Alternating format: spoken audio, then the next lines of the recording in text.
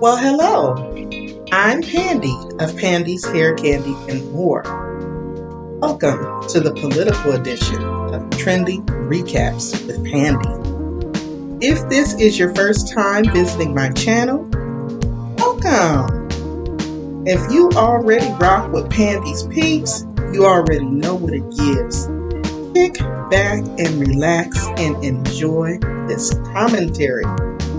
You all, I wanted to come back with a special political edition because the National Democratic Convention just took place here in the U.S. last week. And there were some really high and low moments. And I just wanted to kind of shine the light on them, make sure that everyone is aware of this historical time, make sure that everyone is exercising their vote. Okay, get out there and check out what's actually going on in your local communities as well as your national communities. I will also be covering the Republican National Convention. But as for now, I want to take this moment to thank you for clicking on this video. If you didn't remember to do so on your way in, please don't forget to blow dry on my like button. It greatly helps me out here on YouTube with my analytics. And if you really enjoy the commentary, please go ahead and consider subscribing to the channel. It doesn't cost you anything. It is free 99 after all. Again, I'm Pandi of Pandi's Hair, Candy, and More. Let's dive right in and discuss these recaps. In national news, election 2020, Joe Biden and Kamala Harris host their first campaign event. The new vice presidential nominee says she couldn't be prouder to be running. On Wednesday, August 12, 2020, newly announced Democratic vice presidential candidate Senator Kamala Harris joined the presumptive nominee Joe Biden on Wednesday, August 12th in his hometown of Wilmington, Delaware, in their first appearance together as a unified campaign ticket. In the joint speech, which was delayed for about an hour due to a power outage and took place without an audience, the political team discussed the hope they have for the country under their administration and challenged President Trump's record on the coronavirus pandemic and the economy. She had praise for Biden's decision to include her on the Democratic ticket as she fills the role that many in political arenas had wondered about for months. Biden, who was carried toward the nomination largely by the African American vote, also praised Senator Harris in introducing her as someone who is ready to get right to work. He said that Americans need someone on their side in this nation because they certainly don't have that now. That's going to change in a Biden-Harris administration. It's going to be gratifying to see the strong, enthusiastic reaction to Senator Harris as our next vice president. End quote. He also highlighted what it means to women and girls of color to see someone in her position just a step from becoming Vice President of the United States of America. After Biden's historic announcement that Harris would be his running mate on Tuesday, August 11th, via Twitter, they are seeing early momentum and had the immediate support of former President Barack Obama, under whom Biden served as Vice President. Quote, Joe Biden nailed this decision by choosing Senator Kamala Harris as the America's next vice president. He's underscored his own judgment and character, Obama said in a statement on Tuesday. Reality shows us that these attributes are not optional in a president. They are requirements of the job. And now Joe has an ideal partner to help him tackle the very real challenges America faces right now and in the years ahead. End quote. The campaign also received encouragement from the Obama administration's National Security Advisor, Susan Rice, who was also on Biden's shortlist for vice presidential choices. Quote, Senator Harris is a tenacious and trailblazing leader who will make a great partner on the campaign trail, Rice said in a statement on Tuesday. As I have said from the outset, I will do my utmost to assist Joe Biden become the next president of the United States and to help him govern successfully. The political team is also expected to appear on Wednesday evening at a fundraiser which will be held virtually. You all, there is a lot of buzz, both positive and negative, surrounding a Biden-Harris ticket. At this particular point, I encourage every one of you to get out there and exercise your right to vote. Otherwise, you can't pull up a chair to the table and hop in the conversation. Drop down in the comments below and let me know what's on your mind. You all know I always appreciate your feedback. Moving right along in political news. Obama slams Trump over United States Postal Service. Quote, he preferred suppressing the vote, not the virus.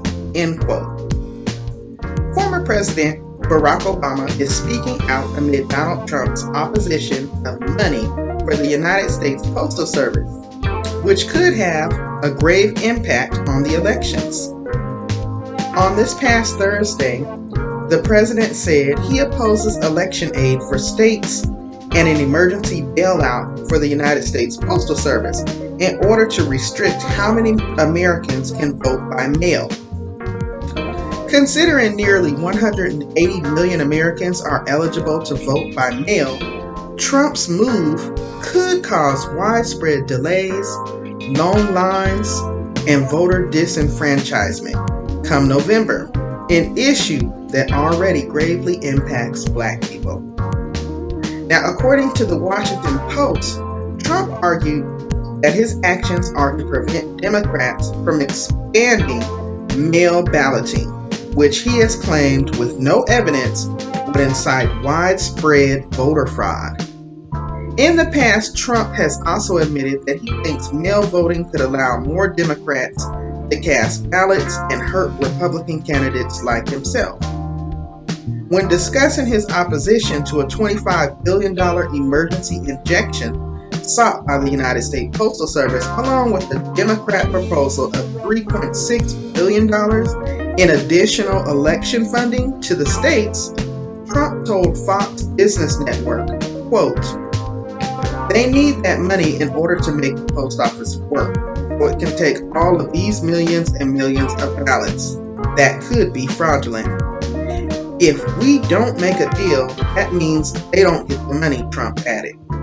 That means they can't have universal mail-in voting. They just can't have it. Again, many of Trump's comments about the mail-in voting process have been unfounded or misleading, despite critics from all sides of the political spectrum that mail-in voting should be thoroughly handled. Many Democrats have slammed President Trump's words as trying to undermine the election for his benefit. Now, former President Obama is speaking out against Trump, arguing that even if Trump wasn't trying to give money to the United States Postal Service because of voting, the USPS is still suffering from the pandemic and needs money for other tasks. Quote, everyone depends on the USPS, seniors for their Social Security, veterans for their prescriptions, small businesses trying to keep their doors open, Obama tweeted. They can't be collateral damage for an administration more concerned with suppressing the vote than suppressing a virus. Obama also acknowledged that both mail-in voting and in-person voting can be problematic. The coronavirus pandemic has already shown how poll sites have shut down and staffing has become limited in many states, causing daunting lines to vote. Meanwhile, some people who've submitted for absentee ballots didn't receive their ballots in time for their primary elections. Obama suggested early voting is the best way to ensure your vote count. If you're in a state where you have the option to vote early, do that now, he continued tweeting. The more votes in early, the less likely you are going to see a last-minute crunch, both at polling places and in states where mail-in ballots are permitted. Then, tell everyone you know. Meanwhile, according to the Washington Post, sources familiar with the plans, the Republican National Committee and conservative groups have initiated an all-out campaign of voter suppression and restriction for the November election. They're dishing out tens of millions of dollars on lawsuits and advertising aimed at restricting who receives ballots and who will stay on the voter rolls. The party is even attempting to train as many as 35,000 poll watchers to monitor in-person voting and ballot counting, predominantly in key battleground states. The campaign intends to have lawyers ready to mobilize in every state, possibly causing legal battles to ensure after Election Day in states like Pennsylvania, North Carolina, Michigan, and Nevada. You all, this is really getting out of hand. I mean, I've heard that they are even going as far as removing the old school blue USPS mailboxes. You know, you see them on the corner. I've noticed that they're starting to become far more scarce. You don't see them quite like you used to. But what are y'all's thoughts on this whole post office gate debacle as we near election time? What are your thoughts? You know, do you think that Trump is justified in what he's stating? I mean, are we looking at possible higher risk of voter fraud, or do you all see this as some form of voter suppression? Drop down in the comments below and let me know what's on your mind. I would love to hear your feedback.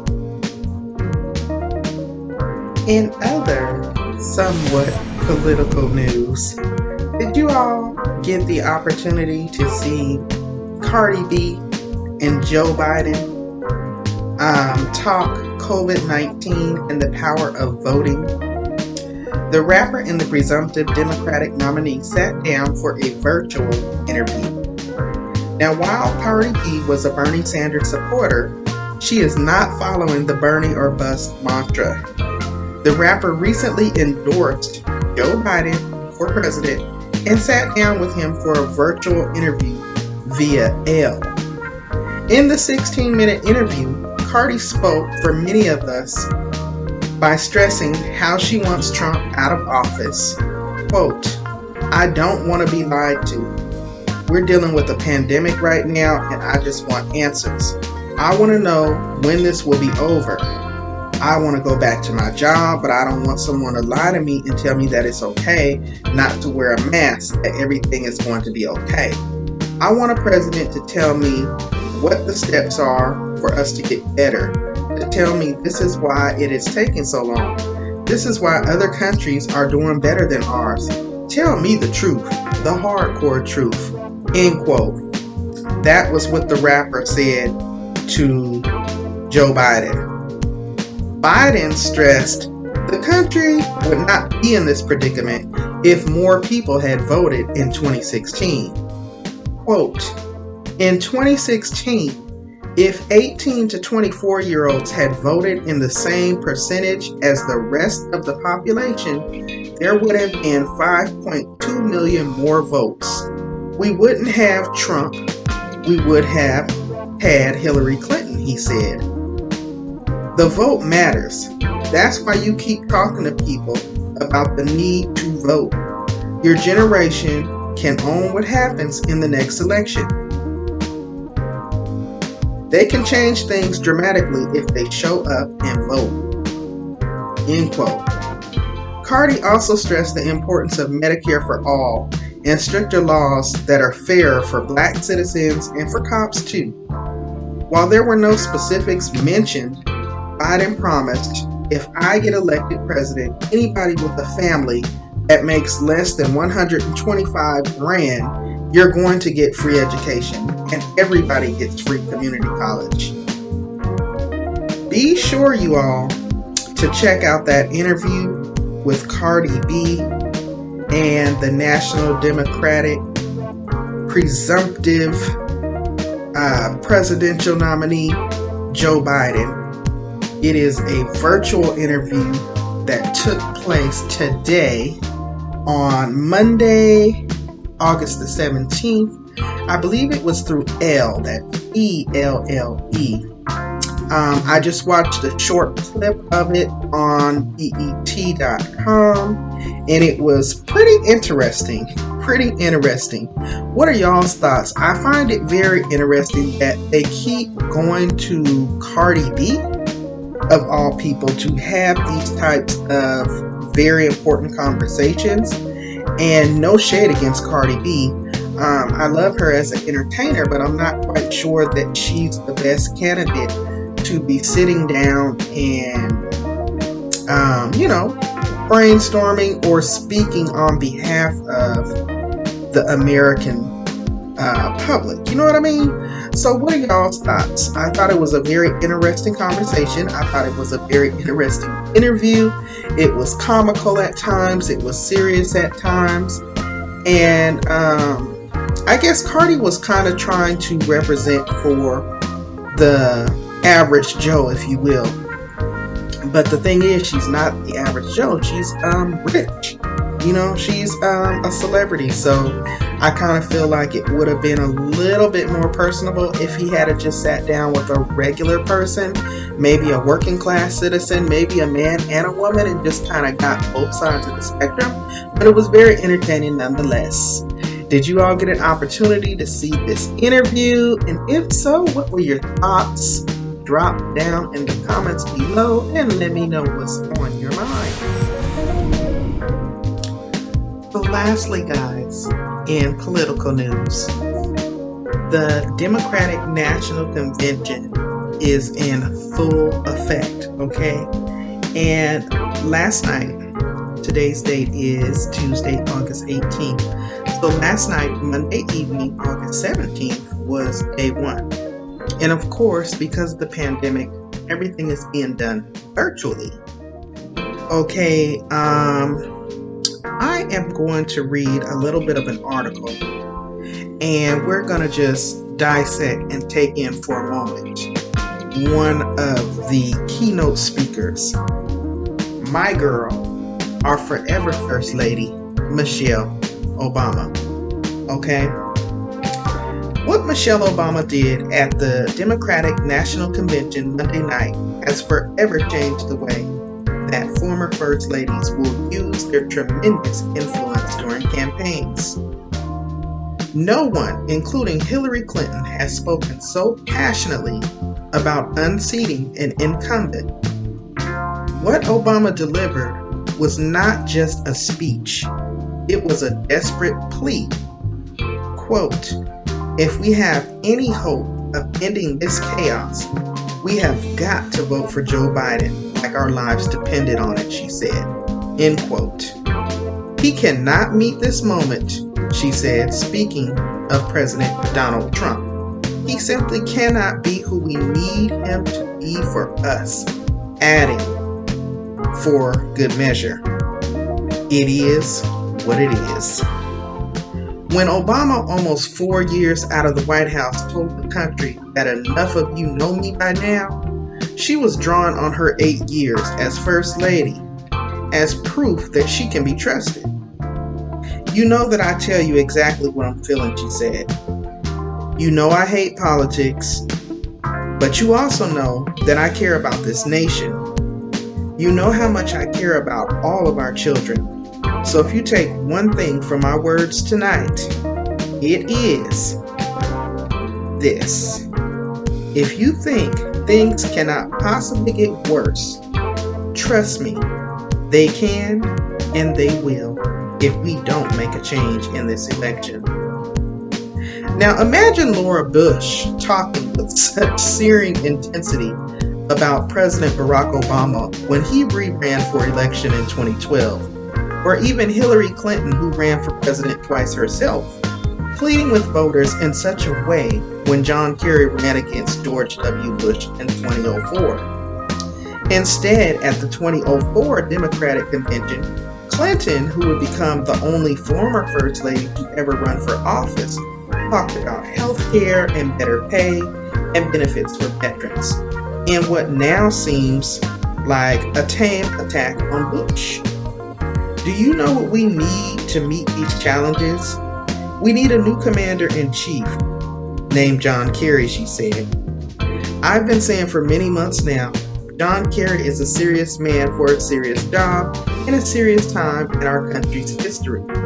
It was no frantic plea, and she certainly did not paint the picture of America under Bush that Obama painted Monday night as she warned of a second Trump term. Clinton gave a very conventional political speech.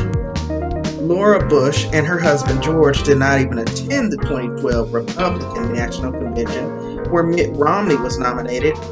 In an interview before the convention, Laura Bush said that her criticism of her husband's 8 years in office doesn't bother us. We know what politics is, she said.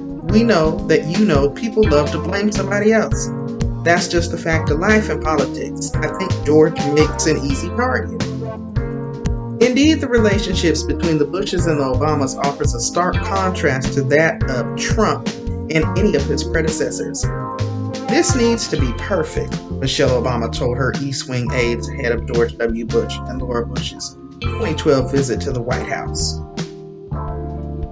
It needs to be perfect. You all, last night, Michelle at this National Democratic Convention, can I just say she was unapologetically raw and real. And right now, in the climate that we're in, if you all can't do nothing else and you didn't hear nothing else and you want to jump on the bandwagon where you want to attack and criticize, just make sure you're registered to vote. Make sure that you can get out there and make a difference and have an impact in this vitally crucial election. Okay, those are my words of advice. But Michelle did the darn thing. That's all I'm saying. Drop down in the comments below and let me know what you thought. Did you all catch Michelle's speech? What were your thoughts? I thought she was amazing as always. I thought she kept it all the way 100. And I feel her. That's just me. You all, if you care to disagree and you can conduct yourself in such a way, drop down in the comments below and let me know what's on your mind.